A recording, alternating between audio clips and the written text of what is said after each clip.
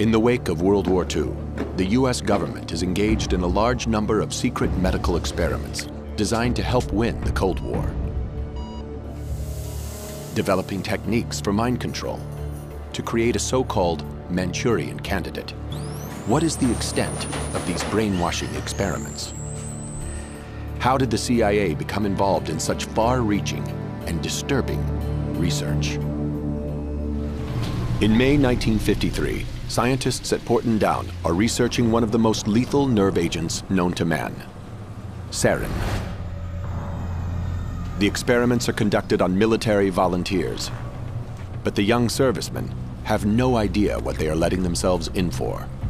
On the board there was a separate notice, typed, which said in so many words, volunteers wanted to help find a cure for the common cold. By volunteering, Ken Earl becomes an unsuspecting guinea pig in the war against the Soviets.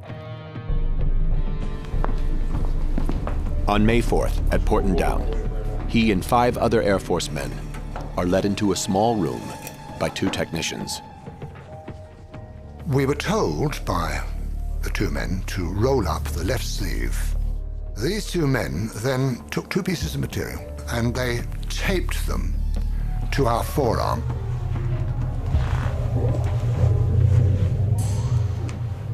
They then gave us each a respirator and that we were not, under any circumstances, to take off the respirator. And the door was sealed behind us. It was very, very poky, a small building. And I found out since it was a gas chamber, which puts the fear of death into you, of course. And this technician, with a vial and a pipette, went round each of us, and he dripped onto this piece of material 20 drops in 2 rows. The clear liquid is sarin nerve agent. It is quickly absorbed into the arm through the skin.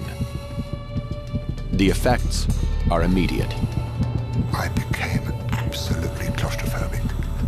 I didn't know what sheer terror there is in being trapped and not being able to breathe properly. You feel you can't breathe. I was sweating profusely. And I now, even today, have nightmares about it. After half an hour, we were released, gasping and spluttering and sweating into the open air.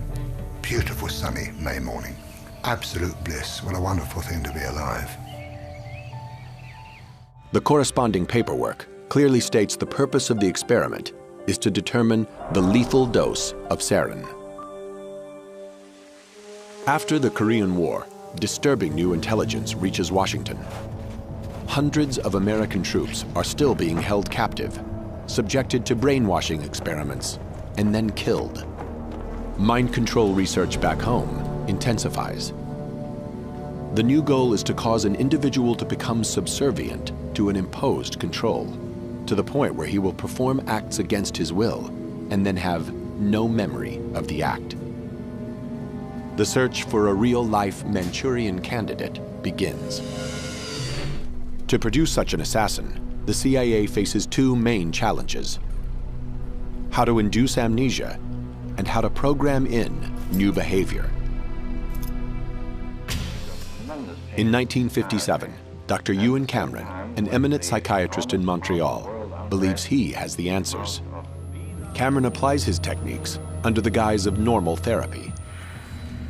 It was a 3-part technique which started with an effort to wipe out past patterns of behavior. And this was accomplished through the use of particularly intensive, repeated, high-level electroshocks until no more convulsions could be elicited from a patient. Cameron then plays tape-recorded messages through helmets that are locked to his patients' heads. This psychic driving forces them to listen to repetitive statements for weeks on end to program in new behavior. And then the final phase was to try to wipe out all recollection of what had happened.